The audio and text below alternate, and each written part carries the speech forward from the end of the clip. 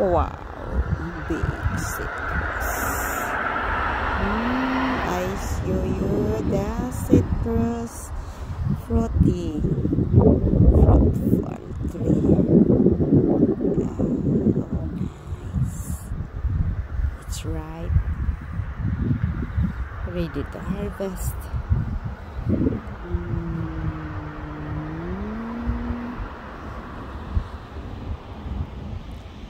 Okay.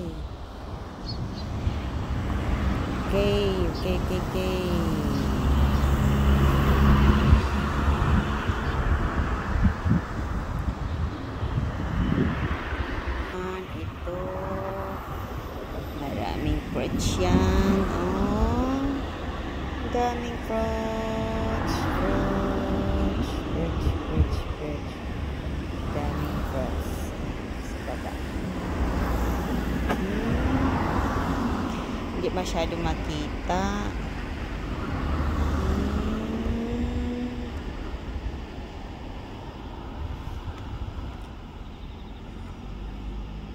Let's see well.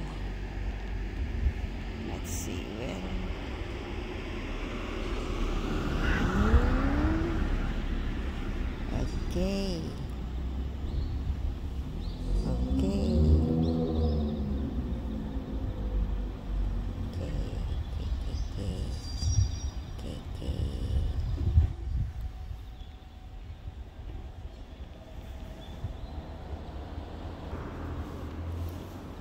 Ampalaya. Namumulak yung mga ampalaya. Namumulak ang ampalaya.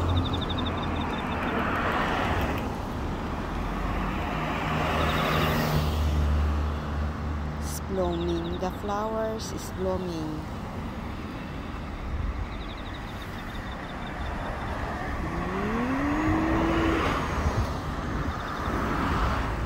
The technique of Japanese techniques. The fence, the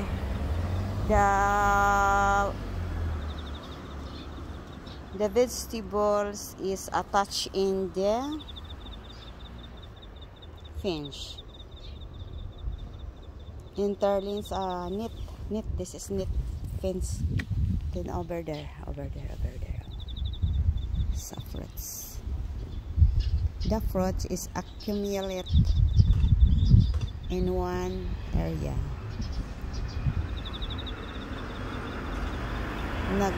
Nagsama-sama sa isang area, sa isang lugar. Yan, marami yan sa loob pag ano yan. Nasa malayo ako eh. Kaya hindi halata yung mga fruits, yung ampalaya. White ampalaya. Okay.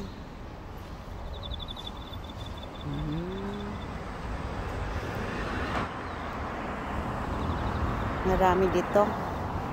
Marami. I show you the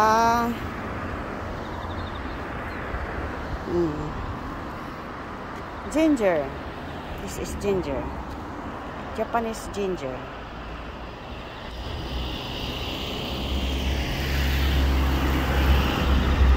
That is their idea. The idea. Ginger. That's a ginger.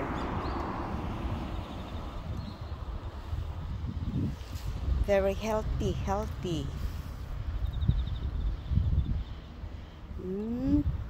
Taba. Ang taba. Ang daming laman yata sa loob nito eh. Hindi ko ma-focus sa malaan. Distance. Distance around 5 meters.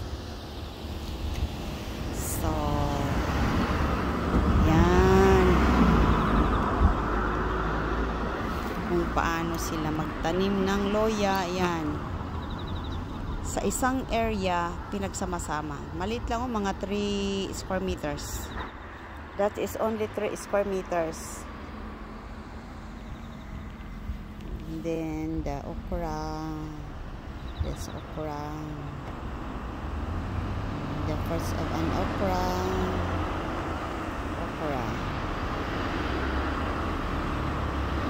Okay. That is the, here is the broccoli. I think this broccoli vegetables. Ganyan. Japanese technique. That is the technique of Japanese how to plant or crop their vegetables, backyard vegetable gardens. Their backyard vegetable garden. At ito mga hindi pa na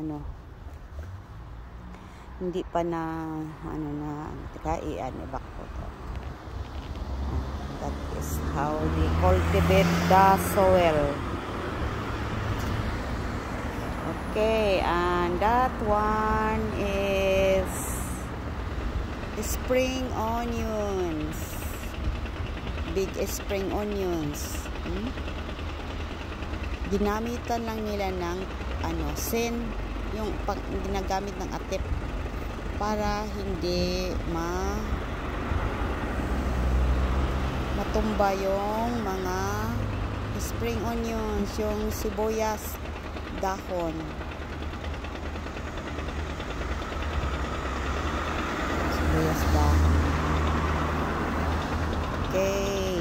Okay, I go there. Ito yung tinawag na vegetable gardens. Backyard vegetable garden in Japan. Oh, one line. Look at the Japanese techniques. One line. That is one line. Spring onion. Dahon, sibuyas dahon. Sibuyas dahon yan. Spring onion. Alam nyo, yan ang mga technique nila. Sa atin, pinagkakalap-kalap kung saan itinatanim. Ang taba talaga yan. Sa video ko lang kasi kinukuha. Very, very healthy plant. Spring onions. That is spring onions in Japan.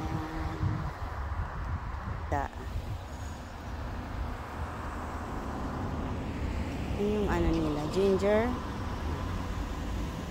Nilalagay in one area. Kaya yung laman nila is nag-accumulate sa one na na point ng lupa.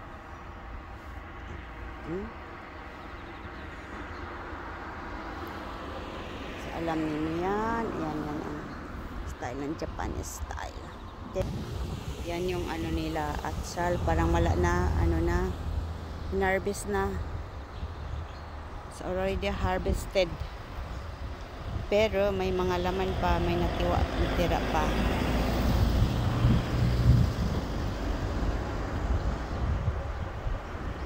May natira pa yan.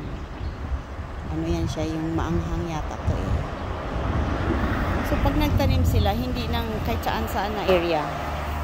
Pag nagtanim sila, hindi nilalagay ng kahit saan. They plant in one area. So, pag nag-harvest ka, nasa one area ka lang nag-harvest, andun lahat. Yan, maraming laman yung maraming bunga yung yung eggplant. Marami yan, hindi nahalata dahil against the light ako eh. Against the light ako. Hindi nahalata. Saan ba yung itong yan? May yan. Okay. Tapos another dito. Yung gabi Paano nila tinanim yung gabi? Tingnan niyo. Yan. Tingnan niyo kung paano itinanim ng gabi. Look at how the plant the crops, the vegetables. Gabi yan sa atin. Tororo yan sa kanila dito, tororo. Tororo imo. Ayan no, no. Tingnan nyo, yan. Yan ang pagtanim nila. Straight. Tapos nilagyan ng vinyl cellophane sa baba. So, look at their backyard vegetables garden. Yan. Paano sila magtanim? Look at the Japanese techniques. Sa atin, tamad kahit saan lang nila itinatanim. Kaya, tapos, sabihin ko pala sa inyo, ang mga Japanese ay hindi sila nagagamit ng mga insecticide, yung mga chemicals. Kaya tingnan niyo yung mga dahon. Kinain ng mga uod. Kasi pag kinain ng uod yan, masarap yan. Hindi na halata, malayo ako. Yan. Hindi sila masyadong gumagamit ng mga chemicals. Kasi ang chemicals, namamatay yung mga uod na nagbibigay ng fertilizer sa tanim. Tapos ito yon. Tingnan ninyo yung kanilang lettuce yan. Pichay, lettuce salad to. Pang ng salad to . Alam ko lettuce yan.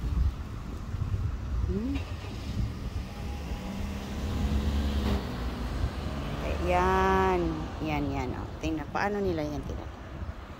Tingnan ninyo mabuti. Kasi nga, yung mga iba dito, hindi sila nakakakuha ng mga ganyan dahil kasi hilig-hilig to . Ako mahilig ko mag-video talaga. Japanese technique. How they plant vegetables in their backyards. Nice. And this is radish.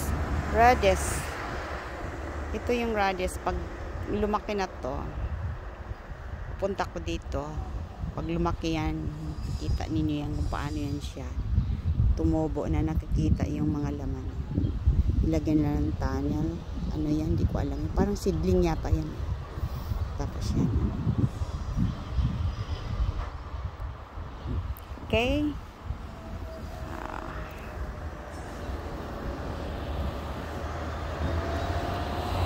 Radish.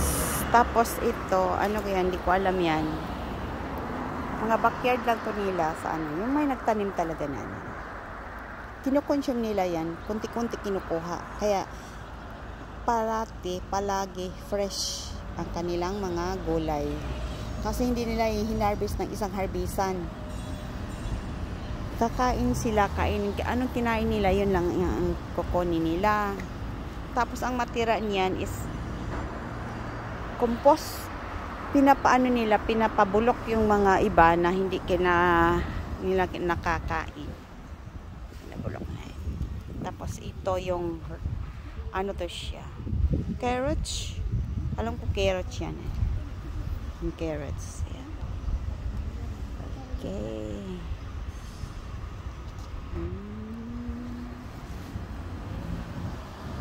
Vacant. Kasi bakit alam niyo kung vacant yan? Last year, may tinanim yan. Yung tinaniman ng isang taon, sa last year, hindi nila yan taniman. I-standby nila yung lupa na yan. Tapos maraming nilalagay na pinapabulok dyan. Minimix yung soil. Minimix nila yung soil. Alam na nyo. Ano to siya? Parang broccoli. Broccoli yan. Tingnan ninyo yung pag natanim, hindi dikit-dikit. Sa isang